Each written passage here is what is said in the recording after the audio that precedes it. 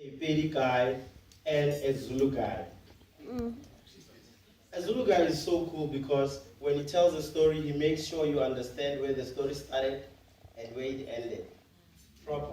On the other hand, a Pedi guy doesn't care about what you're thinking. He wants you to figure out the story by yourself. For an example, let's say a Zulu guy was beating someone somewhere. He'll come to you and go like, of course with that Isivaya accent. Yeah, for I tell my young I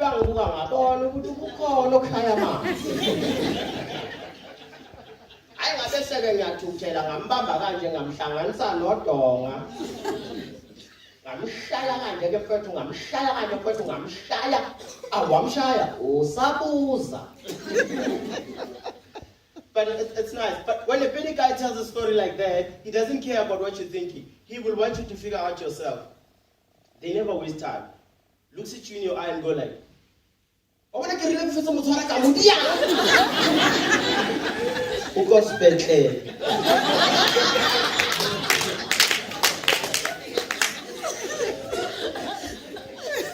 It's nice to be here. It's nice to be here. Like, you know, sometimes I love performing like on a crowd like this one, where you find a little bit of white people, and I always want to ask them a question. Why is this that you don't want to beat your child or your children? White people never discipline their kids. It's the same old way they discipline the kids, the very same old way. Have you seen a white lady disciplining her child? It doesn't make sense to us black people. Like she goes like, Harry, stop writing on the walls. Or else I am not going to give you a hug. A hug. I wish I was white.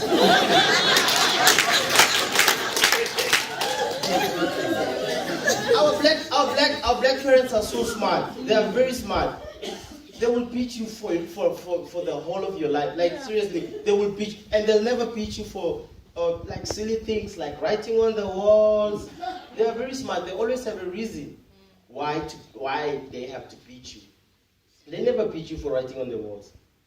They beat you for not continuing. Continue.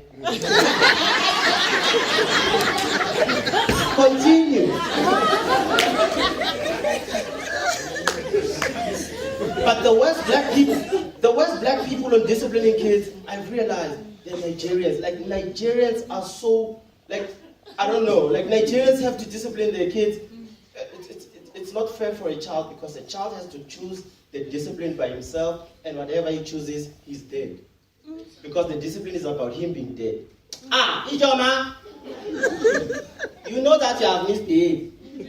Come here, I want you to tell me what to do with you right now.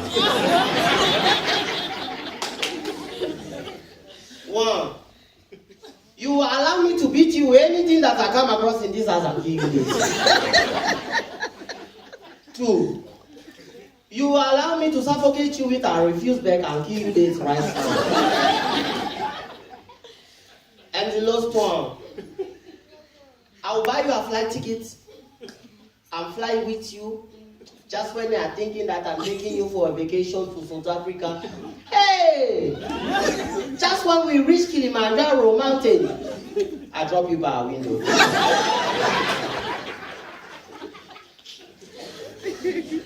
But, you know, like, my challenge every time when I'm performing with white people, I've got one challenge, you know, like, I have to speak English, you know, and I never went to a proper school, you know.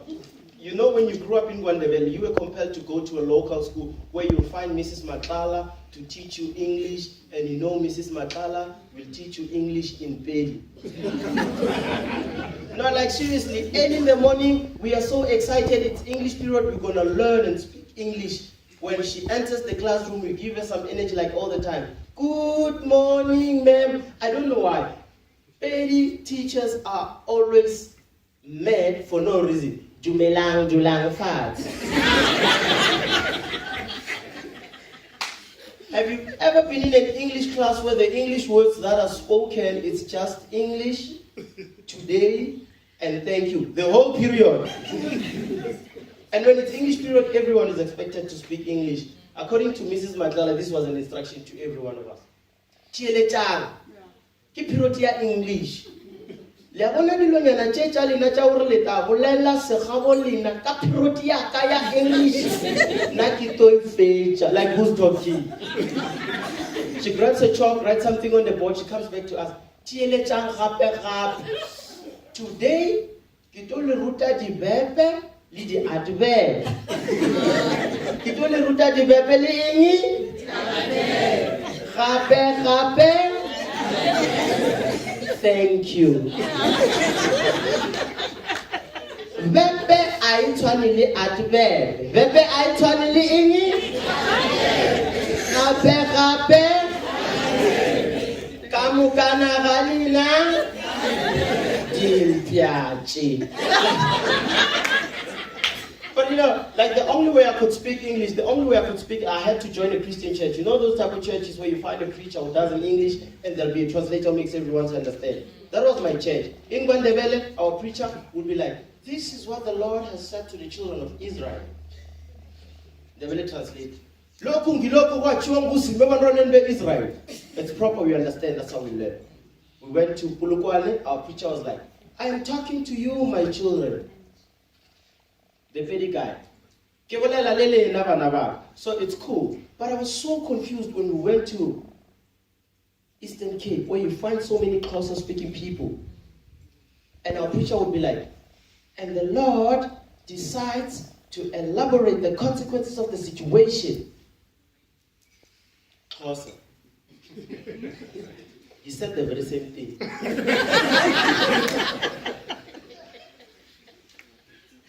Can you see it coming? Now, what decide that into bounds will elaborate the situation.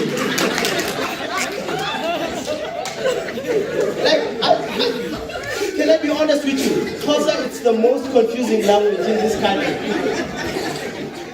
Like white people, you can relate more. Xhosa speaking people are speaking your language. It's very confusing. Like if you want to believe that Xhosa is confusing, listen to Kwere Mantashe.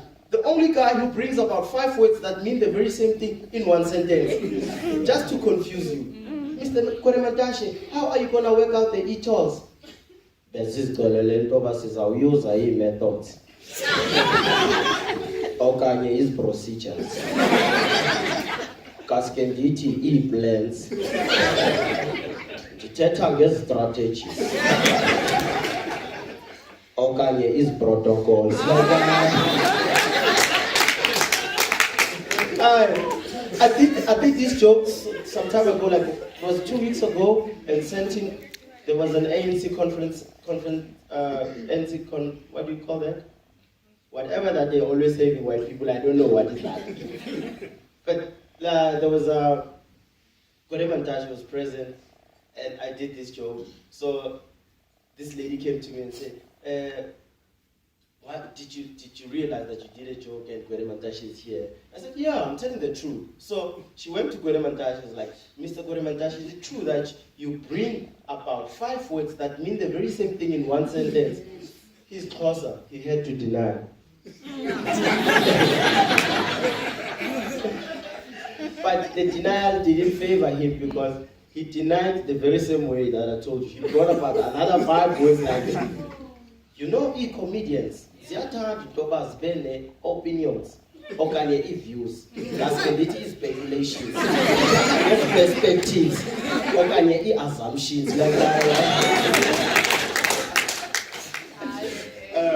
Yeah, last year I won 2 awards. I won 2 awards last year, as I can see it's awards ceremony today. I won 2 awards last year. I'm gonna be jealous like that. Thank you. And after winning an award, I had to tell the difference between different people of this country in terms of explaining. Like it took a white lady less than 5 seconds to tell the next person that because I won an award, or because after winning an award, I had to live, like an award-winning comedian. I had to buy myself my 3rd car. No, it's not really a big car. It's just a Mini Cooper SD. No, like seriously, after buying a car, I had to realize, white people have, can limit themselves in terms of explaining to the next. Like, it took a white lady less than 5 seconds to tell the next person that I bought a car. Like, she was like, wow, Mdu bought a very beautiful car. His car is so smart and nice. Damn, I love his car. Done. White people are always blaming us black people that we waste time. I think it's time they listen to a petty guy telling the next person. They never waste time. It took Matume less than a second.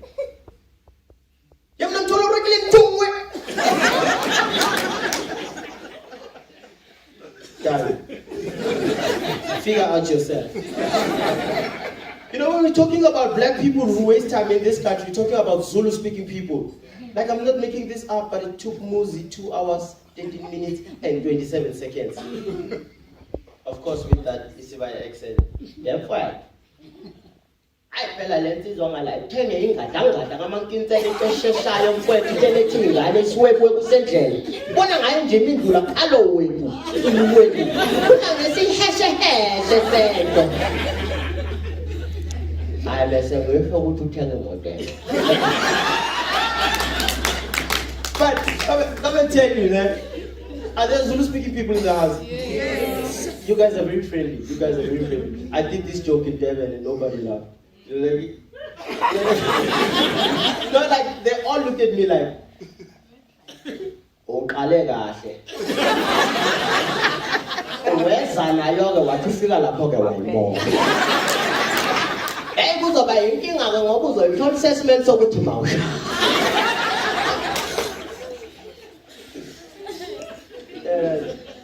It has been great to be here. Thank you so much for your time. That was my time. I had to be here for like 15 minutes.